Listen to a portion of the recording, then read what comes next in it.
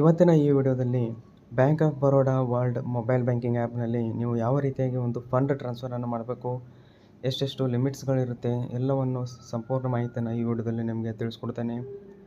ಅದಕ್ಕಿಂತ ಮುಂಚೆ ನೀವೇನಾದರೂ ಆ್ಯಪನ್ನು ಹೇಗೆ ರಿಜಿಸ್ಟರ್ ಮಾಡೋದು, ಅಕೌಂಟನ್ನು ಹೇಗೆ ಓಪನ್ ಮಾಡೋದು, ಒಂದು ಜೀರೋ ಬ್ಯಾಲೆನ್ಸ್ ಬೆಸ್ಟ್ ಅಕೌಂಟ್ ಆಗಿರುವಂಥದ್ದು, ಅದರಲ್ಲಿ ಡೆಬಿಟ್ ಕಾರ್ಡ್ ಕೂಡ ನಿಮಗೆ ಫ್ರೀಯಾಗಿ ಸಿಗುತ್ತದೆ.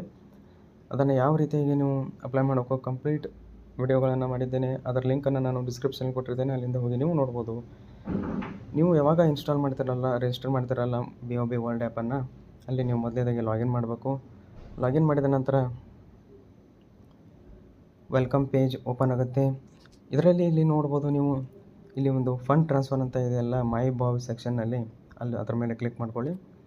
ಕ್ಲಿಕ್ ಮಾಡಿದ ನಂತರ ಇಲ್ಲಿ ನೋಡ್ಬೋದು ಒಂದು quick transfer to beneficiary with bank or other bank, ಮತ್ತು ನಿಮ್ದು ಏನಾದರೂ ಸೆಲ್ಫ್ ಅಕೌಂಟ್ಗಳು BOB 2 ಅಕೌಂಟ್ ಇದ್ದರೆ ಕರೆಂಟ್ ಅಕೌಂಟು ಮತ್ತು ಸ್ಯಾಲ್ರಿ ಅಕೌಂಟು, ಸೇವಿಂಗ್ ಅಕೌಂಟು ಎಲ್ಲವೂ ಇದ್ದರೆ ಇಲ್ಲಿ ಶೋ ಆಗ್ತದೆ. ಅಲ್ಲಿ ಕೂಡ ನೀವು ಸೆಲ್ಫ್ ಟ್ರಾನ್ಸ್ಫರ್ ಮಾಡ್ಕೋಬೋದು. ಮತ್ತು ಒಂದು IMPS ಮುಖಾಂತರ ಮತ್ತು ಒಂದು MMID, ಅಂದರೆ ಬೇರೆ ಅಕೌಂಟಿನ ಒಂದು MMID ಇರುತ್ತೆ IMPS ಮಾಡೋಕ್ಕೆ, ಅದರಿಂದ ಮುಖಾಂತರನೂ ಕೂಡ ನೀವು ಸೆಂಡ್ ಮಾಡ್ಕೋಬೋದು. ಅದಕ್ಕಿಂತ ಮುಂಚೆ ನೀವೇನು ಮಾಡೋಕ್ಕಾಗುತ್ತೆ, ಒಂದು ಬೆನಿಫಿಷಿಯರಿಯನ್ನು ಆ್ಯಡ್ ಮಾಡಬೇಕು. ಇಲ್ಲಿ ಆ್ಯಡ್ ನಾವು ಅಂತ ಇದೆಯಲ್ಲ, ಆ ಆ್ಯಡ್ ನಾವು ಮೇಲೆ ಕ್ಲಿಕ್ ಮಾಡಿದ ನಂತರ ವಿದಿನ್ ಬ್ಯಾಂಕ್, ನಿಮ್ದು ಏನಾದರೂ BOB ಬ್ಯಾಂಕ್ಗಳಿಗೇ ನೀವು ಅಕೌಂಟ್ ಇದ್ದ ಕಸ್ಟಮರ್ಸ್ಗೆ ಅಥವಾ ಫ್ರೆಂಡ್ಸ್ ಫ್ಯಾಮಿಲಿ ಇದ್ದವ್ರಿಗೇ ನೀವು ಕಳಿಸ್ಬೇಕಂದ್ರೆ ಒಂದು ಬ್ಯಾಂಕ್ ಅಕೌಂಟ್ ನಂಬರ್ ಮಾತ್ರ ಸಾಕು, ಮತ್ತು ಅವರೊಂದು ನೇಮು ಎಂಟರ್ ಮಾಡಬೇಕು. ಎಂಟರ್ ಮಾಡಿ ಇಲ್ಲಿ ನೆಕ್ಸ್ಟ್ ಮೇಲೆ ಕ್ಲಿಕ್ ಮಾಡಬೇಕು. ನಾನು ಈಗ ಆಲ್ಮೋಸ್ಟ್ ಆಲ್ ಎಲ್ಲರದ್ದು ಏನು BOB ಕಸ್ಟಮರ್ಗಳಿರಲ್ಲ, ಆಲ್ಮೋಸ್ಟ್ ಆಲ್ ಅದರ್ ಬ್ಯಾಂಕ್ಸ್ ಇರ್ತಾರೆ. ಅದರ್ ಬ್ಯಾಂಕ್ಸ್ನಲ್ಲಿ ಯಾವ ರೀತಿಯಾಗಿ ಮಾಡಬೇಕಂತ ನಿಮಗೆ ತಿಳಿಸ್ಕೊಡ್ತೀನಿ. ಇಲ್ಲಿ ಮೇಲೆ ಅದರ್ ಬ್ಯಾಂಕ್ ಅಂತ ಇದೆಯಲ್ಲ, ಅದರ ಮೇಲೆ ಕ್ಲಿಕ್ ಮಾಡ್ಕೊಳ್ಳಿ. ಅದ್ರ ಮೇಲೆ ಕ್ಲಿಕ್ ಮಾಡಿದ ನಂತರ ಅದರ್ ಬ್ಯಾಂಕ್ಸ್ಗೆ ನೀವೇನೇನು ಮಾಡಬೇಕಾಗುತ್ತೆ, ಒಂದು ಅಕೌಂಟ್ ನಂಬರನ್ನು ಹಾಕಬೇಕು. ಅದೇ ಸೇಮ್ ಅಕೌಂಟ್ ನಂಬರ ಇಲ್ಲಿ ಮತ್ತೆ ಹಾಕಿ IFSC ಕೋಡನ್ನು ಎಂಟರ್ ಮಾಡಿ, ಮತ್ತು ಅವರ ನೇಮನ್ನು ಹಾಕಿ ಅಕೌಂಟ್ ಟೈಪನ್ನು ಸೆಲೆಕ್ಟ್ ಮಾಡ್ಕೊಳ್ಳಿ. Saving account, current account, credit account ಅದನ್ನ ಸೆಲೆಕ್ಟ್ ಮಾಡ್ಕೊಳ್ಳಿ.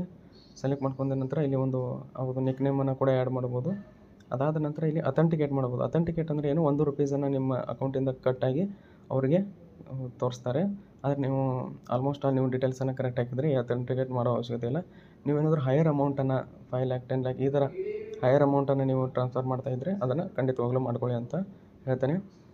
ಎಲ್ಲವನ್ನು ಎಂಟರ್ ಮಾಡಿದ ನಂತರ ಇಲ್ಲಿ ನೆಕ್ಸ್ಟ್ ಮೇಲೆ ಕ್ಲಿಕ್ ಮಾಡ್ಕೊಳ್ಳಿ.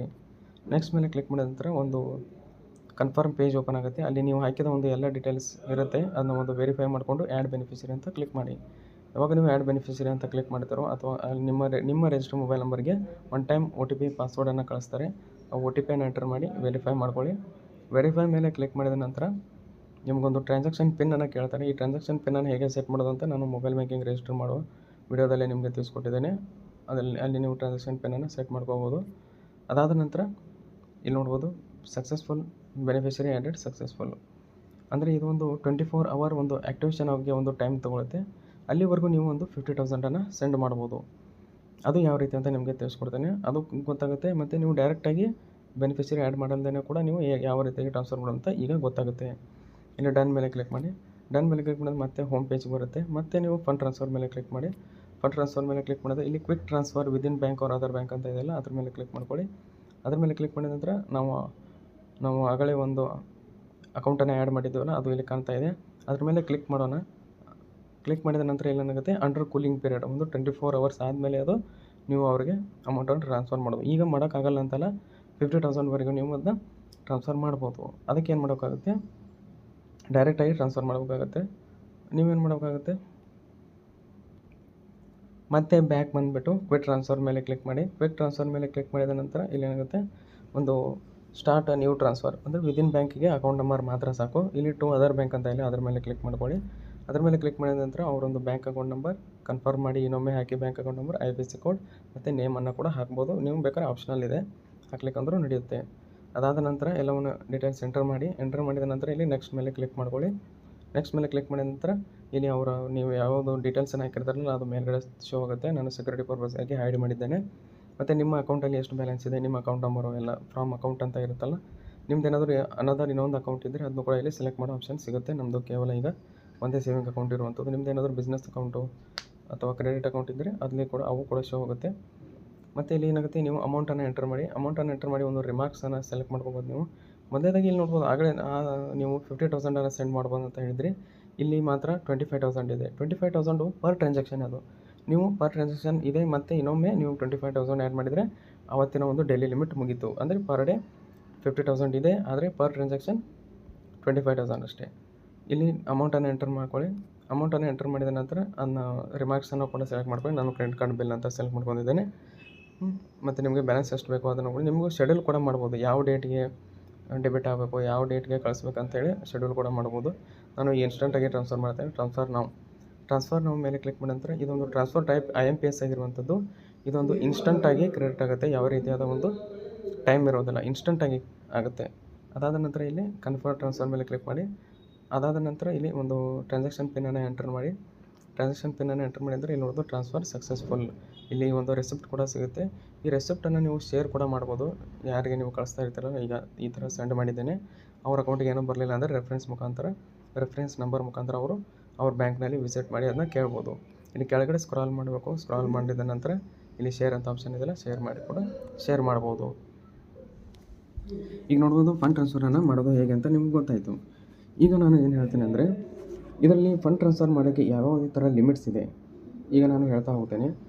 ನೀವೇನಾದರೂ ಪರ್ ಕಸ್ಟಮರ್ಗೆ ವಿದೌಟ್ ಅಕೌಂಟ್ ಬೆನಿಫಿಷರಿ ಆ್ಯಡ್ ಮಾಡಿಲ್ಲ ಅಂದರೆ ಪರ್ ಅಕೌಂಟ್ಗೆ 50,000 ಮಾತ್ರ ಕಳಿಸ್ಬೋದು.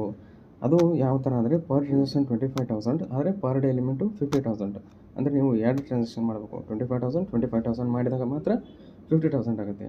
ಇದು ವಿದೌಟ್ ಬೆನಿಫಿಷರಿ. ನೀವೇನಾದರೂ ಬೆನಿಫಿಷರಿ ಆ್ಯಡ್ ಮಾಡ್ತೀರಾ, ಆ್ಯಡ್ ಮಾಡಿ 24 hours ವೇಟ್ ಮಾಡ್ತೀರಾ. 24 hours ವೇಟ್ ಮಾಡಿದ ಮೇಲೆ ನೀವೇನು ಮಾಡಬೇಕಾಗುತ್ತೆ, 24 hours ಕೂಲಿಂಗ್ ಪೀರಿಯಡ್ ಕಂಪ್ಲೀಟ್ ಆದಮೇಲೆ ನೀವು ಅವರಿಗೆ ಪರ್ ಟ್ರಾನ್ಸಾಕ್ಷನು 5 lakhವರೆಗೂ ಕಳಿಸ್ಬೋದು. ಇದು ಡೈಲಿ ಲಿಮಿಟ್ ಹೇಳ್ತಾ ಇದ್ದೇನೆ ನಾನು. 5 lakhನ್ನು ಕಳಿಸ್ಬೋದು, ಆದರೆ ಪರ್ ಡೇ ಲಿಮಿಟ್ ಇರೋದು 10 lakh. ಅಂದರೆ ನೀವು 5 lakhನ್ನು ಫಸ್ಟ್ ಒಂದು ಟ್ರಾನ್ಸಾಕ್ಷನ್ ಮಾಡಿ, ಮತ್ತು ಅದೇ ಅಕೌಂಟ್ಗೆ ಇನ್ನೊಂದು 5 lakhನ್ನು ನೀವು ಕಳಿಸ್ಬೋದು. ಅಂದರೆ ಟೋಟಲಿ 10 lakhನ್ನು ನೀವು ಪರ್ ಡೇ ಮುಖಾಂತರ ನೀವು ಕಳಿಸ್ಬೋದು ಅಂತ ಹೇಳ್ತೇನೆ. ನೀವು ಬ್ರ್ಯಾಂಚ್ ಮುಖಾಂತರ NEFT RTGS ಮಾಡ್ತೀರಾ ಅಂದರೆ ಯಾವುದೇ ರೀತಿಯಾದ ಲಿಮಿಟ್ ಇರೋದಿಲ್ಲ. ಆದರೆ ಮೊಬೈಲ್ ಬ್ಯಾಂಕಿಂಗ್ನಲ್ಲಿ ಸೆಕ್ಯೂರಿಟಿ ಪರ್ಪಸ್ಗಾಗಿ ಪರ್ ಪರ್ಸನ್ಗೆ, ಪರ್ ಬೆನಿಫಿಷರಿಗೆ ಒಂದು 10 lakh ಒಂದು ಮ್ಯಾಕ್ಸಿಮಮ್ ಲಿಮಿಟನ್ನು ಇಟ್ಟಿದ್ದಾರೆ. ಹಾಗಂತ ಹೇಳಿ 50 lakhs 1 crore ಈ ಥರ ಮಾಡೋಕ್ಕಾಗಲ್ಲ. ನೀವು ಕರೆಂಟ್ ಅಕೌಂಟಲ್ಲಿ ಅದನ್ನೆಲ್ಲ ಮಾಡ್ಬೋದು. ಬ್ಯಾಂಕ್ ಆಫ್ ಬರೋಡಾ ಅದು ಆನ್ಲೈನ್ ಸರ್ವಿಸಸ್ಗೆ ಅಷ್ಟೊಂದು ಒಳ್ಳೆಯದಲ್ಲ ಅಂತ ಹೇಳ್ತೇನೆ ನಾನು ಪರ್ಸ್ನಲಿ. ನಿಮ್ಮ ಚಾಯ್ಸ್ ನಿಮ್ಗೆ ಗೊತ್ತಿರುತ್ತೆ. ಆದರೆ ನಾನು ಪರ್ಸ್ನಲಿ ಹೇಳೋದು, ಹೆವಿ ಅಮೌಂಟ್ ಏನಾದರೂ ನೀವು ಟ್ರಾನ್ಸ್ಫರ್ ಮಾಡ್ತಾಯಿದ್ರೆ ಅಷ್ಟೊಂದು ಒಳ್ಳೆಯದಲ್ಲ. ನೀವು ಹೈಯರ್ ವೇರಿಯಂಟ್ ಅಕೌಂಟ್ಗಳಿಗೆ ಹೋಗ್ಬೋದು. HDFC, ICICI ಅವ್ರ ಕಡೆ ಇರುವಂಥ ಒಂದು ಬರ್ಗಂಡಿ ಆಕ್ಸಿಸ್ನಲ್ಲಿ ಬರ್ಗಂಡಿ ಅಕೌಂಟು ಇದೊಂದು ಹೆವಿ ಅಕೌಂಟ್ ಆಗಿರುತ್ತೆ. ಫೀಚರ್ಸ್ ತುಂಬಾ ಇರುತ್ತೆ. ಆ ಥರ ಎಲ್ಲ ಮಾಹಿತಿಗಳನ್ನು ನಿಮಗೆ ಮಾಡಿದ್ದೇನೆ ನಾನು ಆಲ್ರೆಡಿ ಅವೆಲ್ಲ ವಿಡಿಯೋಗಳ ಲಿಂಕನ್ನು ನಾನು ಡಿಸ್ಕ್ರಿಪ್ಷನ್ಗೆ ಕೊಟ್ಟಿರ್ತೇನೆ. ಅಲ್ಲಿಂದ ಹೋಗಿ ನೀವು ನೋಡ್ಬೋದು. ನಾನು ಈಗ ಈ ವಿಡಿಯೋದಲ್ಲಿ ಕಂಪ್ಲೀಟ್ ಮಾಹಿತಿಯನ್ನು ನೀಡಿದ್ದೇನೆ.